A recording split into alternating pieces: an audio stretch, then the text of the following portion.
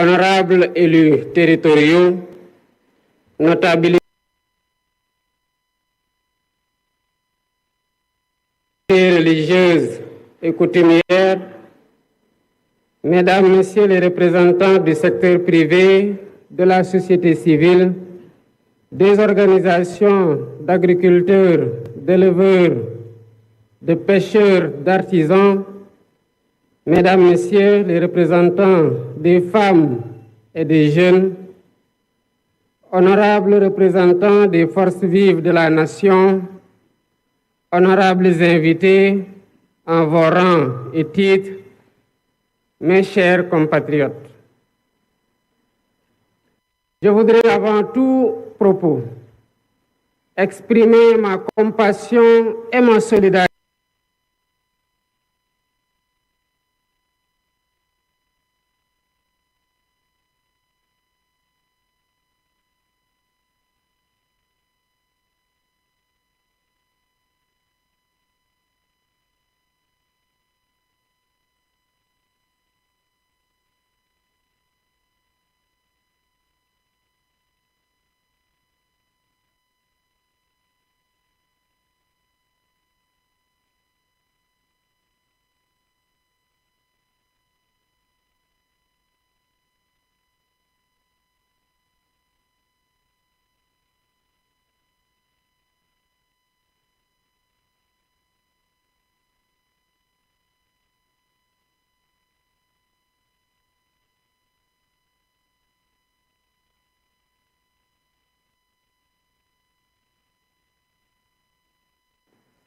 Ce choix sans précédent a consacré une volonté collective de rompre de haute lutte avec des pratiques d'un autre temps. Il a également consacré un projet politique inédit qui trouve sa source dans les valeurs séculaires de notre nation, bâties sur l'honneur et la dignité.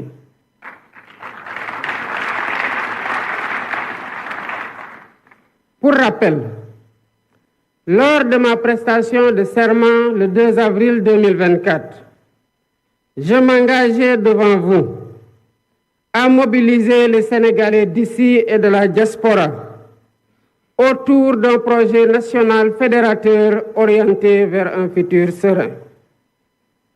Dans ce sillage, j'ai impulsé la gouvernance publique autour du Djoub, Djoubal et Djoubanti, pour transcrire dans nos actes et discours de tous les jours la cause primordiale et la volonté sacrée du peuple sénégalais souverain. Dans cet esprit, j'ai demandé au Premier ministre, dès le premier Conseil des ministres, la finalisation d'un nouveau référentiel de la politique économique et sociale, ce qui s'est fait dans les 6 mois, malgré, il faut le souligner, le contexte très chargé lié à la gestion problématique de la continuité des pouvoirs publics après l'alternance. Aujourd'hui, 14 octobre 2024,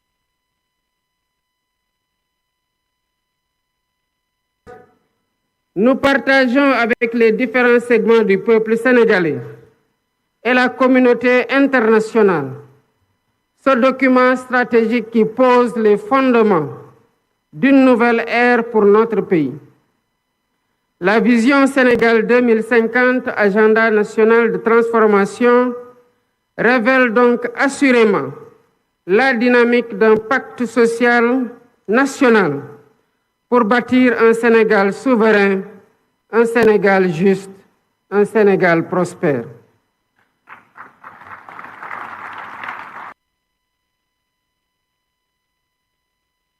Ce document traduit en profondeur notre ambition de dépasser les clivages et les défis et de réviser totalement les schémas classiques du passé qui entraînent une stagnation et une régression sociale inacceptable entretenue par une gouvernance de confort vigoureusement indexé et fortement rejeté par les populations. Les populations déterminées à changer inéluctablement leur sort. Avec le référentiel présenté et déployé, nous devons consolider durablement une nation solidaire. Une nation résiliente et résolument ancrée dans la modernité, le progrès et le bien-être de chaque Sénégalaise et de chaque Sénégalais. Au demeurant, nous prenons date à partir d'un héritage lourd, marqué par une situation économique, budgétaire, financière et sociale extrêmement difficile et complexe, qui trouve des explications dans la mauvaise direction empruntée par notre pays dès les premières années de notre indépendance. Mesdames et messieurs, notre économie extravertie a été neutralisée par un modèle d'exploitation des matières premières sans valorisation ni transformation locale notable, laissant notre secteur privé national trop faible, une industrie en miniature et nos jeunes talents en quête d'opportunités désespérées, souvent poussés à chercher un avenir ailleurs. Ces choix généralement imposés ont non seulement limité notre potentiel de développement, mais ils ont aussi peu à peu dépossédé le pays de la maîtrise de son destin. Je ne saurais m'étendre outre mesure sur ces diagnostics inquiétants à première vue, mais qui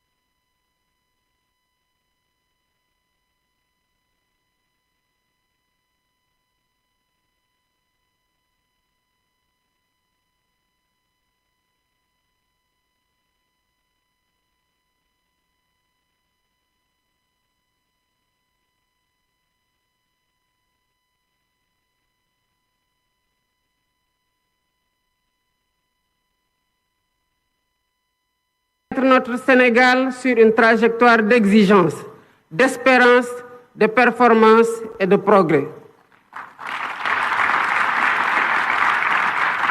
C'est tout le sens et la pertinence de la vision Sénégal 2050.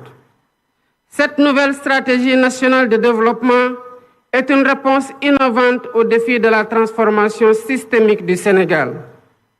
Elle repose sur une vision endogène claire, cohérente, ambitieuse et assumée. Cette feuille de route pour les 25 prochaines années, qui fait l'objet aujourd'hui d'un partage et le fruit d'une réflexion collective, est déclinée en stratégie quinquennale et décennale. Elle permettra d'ajuster et d'optimiser nos actions et efforts en temps réel. Ainsi, la transformation systémique du Sénégal repose sur 4 axes stratégiques déterminants. Le premier axe consiste à asseoir une économie compétitive, créatrice d'emplois.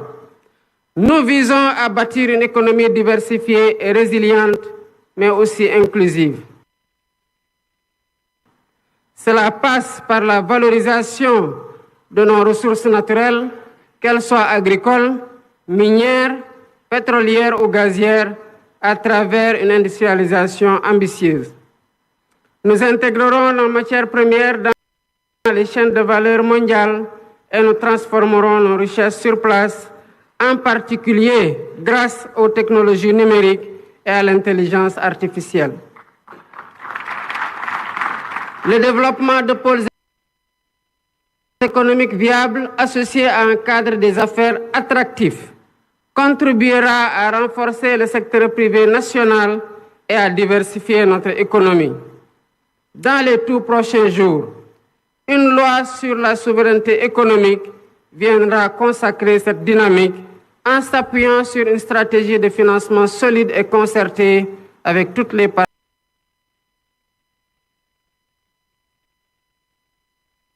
prenantes. Le deuxième axe est celui de la durabilité et de l'aménagement du territoire. Notre développement ne sera viable que s'il respecte et préserve notre environnement. Nous avons le devoir de protéger notre biodiversité et de promouvoir l'économie circulaire pour que le Sénégal devienne un modèle en matière de gestion durable de ses ressources. En parallèle, l'aménagement équilibré de notre territoire sera assuré grâce à 6 grands corridors de développement qui désenclaveront les zones rurales et relieront les pôles de croissance.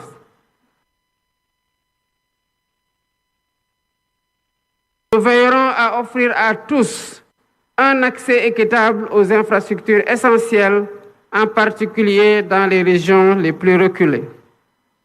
L'expansion des énergies renouvelables telles que le solaire et l'éolien jouera un rôle central dans la transition énergétique du Sénégal afin que nous puissions léguer aux générations futures un pays respectueux de son environnement et en phase avec les défis climatiques. Le troisième axe porte sur le renforcement du capital humain et sur l'équité sociale. L'investissement dans l'éducation, la formation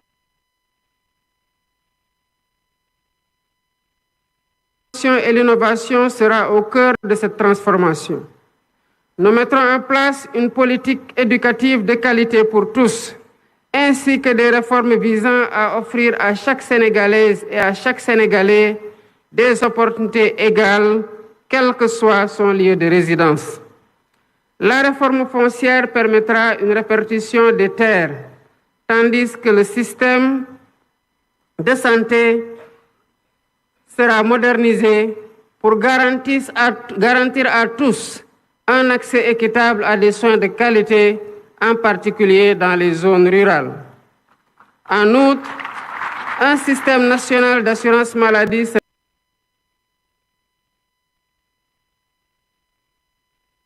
instauré pour protéger chaque citoyen des aléas économiques et sociaux, réduisant ainsi les inégalités. Le Sénégal de 2050 sera porté par une jeunesse compétente, dynamique et préparée pour répondre aux défis du monde moderne. Ce capital humain de qualité sera l'un des piliers de notre compétitivité économique. Le quatrième axe concerne la bonne gouvernance et l'engagement africain. La refonte de nos institutions est indispensable pour servir au mieux les aspirations de notre peuple. Nous combattrons durement la corruption et nous réformerons l'administration pour en faire un levier puissant au service du développement.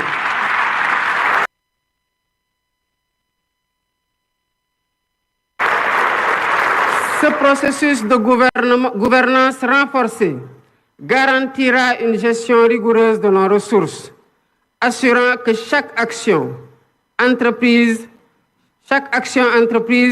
contribue à l'atteinte de nos objectifs collectifs. Notre engagement panafricain sera également réaffirmé avec un renforcement de la coopération avec nos pays frères. Convaincus que l'avenir de notre continent repose sur l'intégration régionale et la solidarité,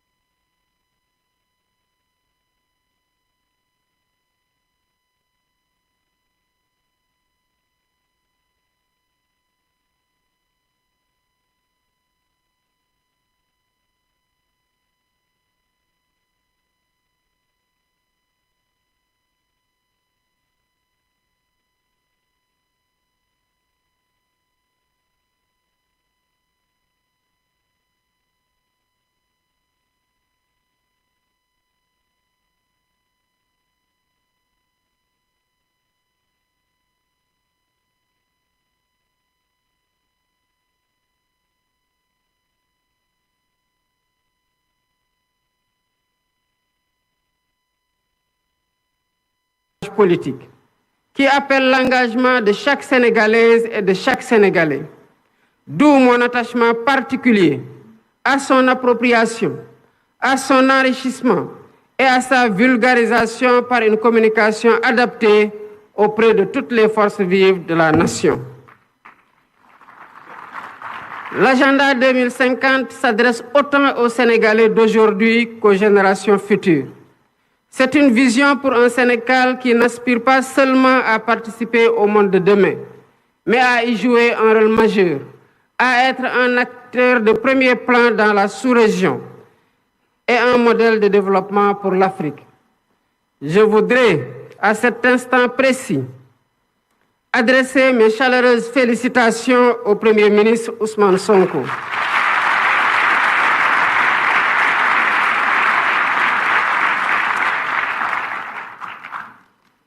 Il a mené de main de maître avec l'ensemble du gouvernement, les services de l'État et les experts nationaux du public et du privé associés ce travail de conception exceptionnel d'une rare pertinence qui démontre la qualité du capital humain national. Mes chers compatriotes, notre volonté ne pourra être complète que si nous avons les moyens de notre autonomie économique, monétaire, énergétique, alimentaire, mais aussi sociale et culturelle. Le chemin que nous empruntons est exigeant, mais il est le seul à même de garantir notre succès durable. Les citoyens doivent être exigeants envers les gouvernants, mais chaque citoyen doit aussi être exigeant avec soi-même dans son apport personnel dans l'œuvre de construction nationale. C'est ainsi qu'ensemble, comme un seul peuple, poursuivant le même but et animés de la même foi en notre progrès, nous construirons un Sénégal plus fort, un Sénégal plus juste, un Sénégal plus prospère. Vive le Sénégal souverain. Je vous remercie de votre aimable attention.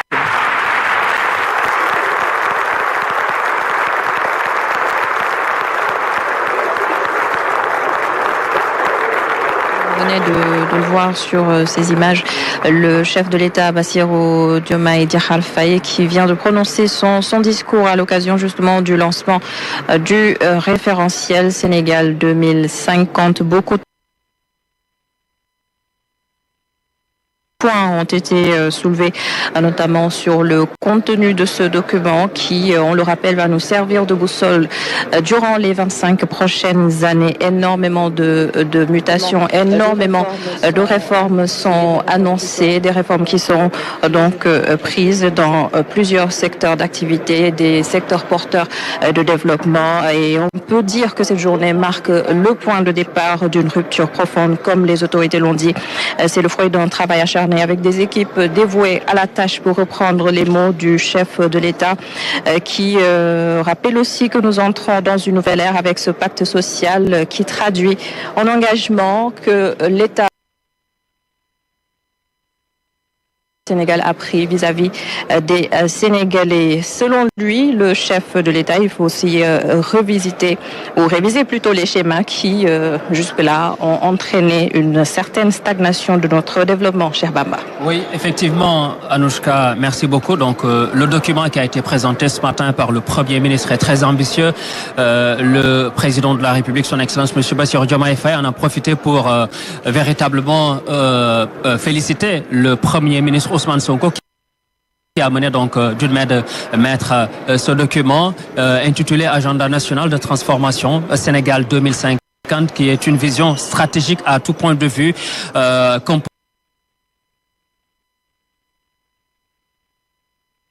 notamment de 4 axes: économie, sociale, justice sociale, équité territoriale, jusqu'à la bonne gouvernance comme 4e axe.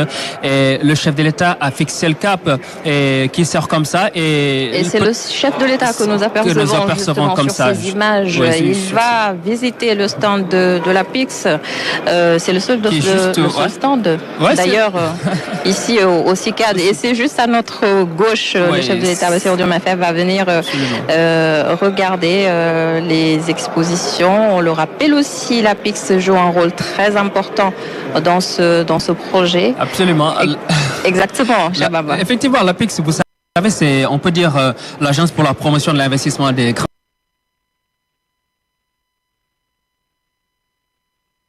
travaux, oui. Donc qui est chargé de superviser notamment tous les investissements qui se font, notamment, vous savez, Anouche, oui. Un pays, ce sont les grandes infrastructures, que ce soit les routes, les aéroports, les ponts, en tout cas tout ce qui concerne le génie civil et les BTP. Vous savez, donc l'APIX est maître d'œuvre dans ce sens. Oui. Et là, nous avons le chef de l'État qui est là juste à nos côtés, voilà, qui visite le centre de l'APIX. Ouais. Oui. Accompagné notamment du Premier ministre Ousmane Sonko et du directeur général de l'APIX. Directeur général de l'APIX. Nous voyons donc voilà tous ces officiels qui sont là. Oui. Aujourd'hui, on peut dire c'est un jour extrêmement important. Oui. Vous savez, l'APIX est un maillon important dans la chaîne de transformation du pays. C'est ça. La territorialisation des investissements.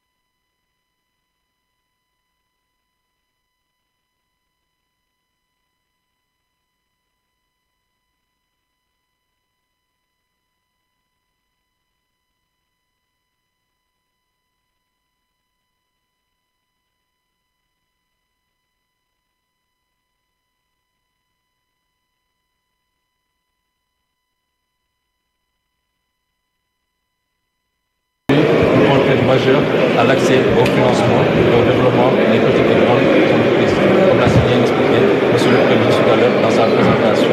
Donc aujourd'hui, ce qui est important à retenir, c'est que l'État aujourd'hui est prêt à faciliter justement l'investissement à travers ce mécanisme-là et surtout sans aliéner le foncier. Le foncier restera la propriété de l'État à ce niveau-là et c'est un facteur important pour les investisseurs.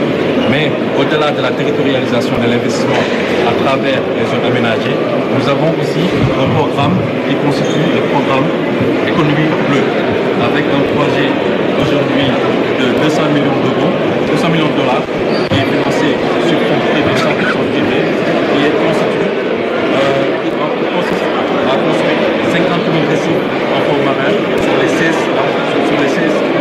localités tout au long des 700 km de côte. Et c'est un programme qui est en train de développement au niveau de la France, avec notamment on a des riches aujourd'hui qui interviennent dans ce niveau-là. D'autres projets aussi à fort impact pour structurer notre économie. Nous avons le projet des autoroutes de l'eau qui a été pensé et opérationnalisé aussi, qui est en cours d'étude. Ce projet-là, globalement, de 3 500 milliards de francs CFA, dont la première phase construite avec un financement de 610 milliards, est un projet à impact majeur qui a un impact sur l'écosystème même de l'ensemble des entreprises. Aujourd'hui, si on veut développer notre agriculture, si on veut développer notre élevage, si on veut développer les industries, ce projet-là a un impact considérable sur ce niveau-là et c'est en cours de développement et peut-être dans les jours à venir, dans le financement qui va venir. Ici aussi, Monsieur le Président, nous avons un des projets à fort impact, c'est le réseau gazier. Le réseau gazier est un projet qui Dakar et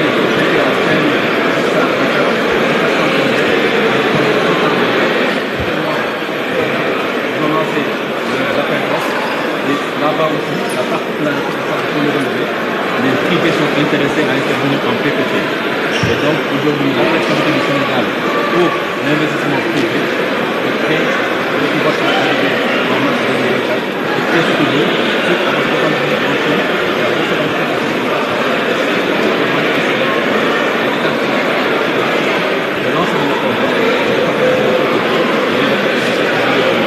et dernier projet aussi que je vais vous présenter, qui est un des plus grands projets, l'ensemble des partenaires privés avec qui nous avons nous ont expliqué l'intérêt de ce projet-là, qui est un projet structurant, c'est le projet intégré Dakar-Bamako avec l'escale d'un point sur Tambacounda.